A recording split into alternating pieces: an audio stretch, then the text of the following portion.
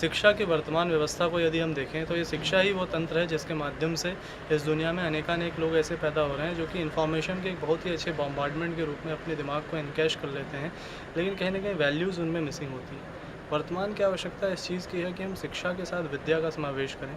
विद्या मतलब वो practical skills, वो प्रैक्टिकल नॉलेज जो हमें होनी चाहिए, जिसके आधार पे हम सिर्फ़ किताबी ज्ञान पे नहीं, उसके व्यक्तिगत और प्रायोगिक माध्यमों को भी अपना सकें। अगर विद्या को हम टेक्निकली देखें तो उसको हम कह सकते हैं कि अपने आप में लाइफ मैनेजमेंट है, जहाँ पे लाइफ स्किल्स आती हैं, सॉफ्ट स्किल्स आती हैं और हार्ड स्किल्स आती हैं। ये सब चीज़ें ही मिल कर के कहीं न कहीं हमें उस स्तर का बनाती हैं कि हम किसी भी जॉब को पाना जीवन का उद्देश्य नहीं होना चाहिए। मैं कितना भी पढ़ लूँ, लेकिन अगर मैं ठीक से एक बर्तन नहीं धो सकता, तो मैं क्या पढ़ने लायक हूँ? अगर मैं कितना भी पढ़ लूँ, लेकिन मैं एक छोटे से फुलवारी में लगे छोटे से पौधे को ठीक से पानी नहीं दे सकता, तो मेरी सारी पढ़ाई एक तरफ है। मैं इंजीनियर हूँ एक तरफ, लेकिन मैं वो काम नहीं कर सकता।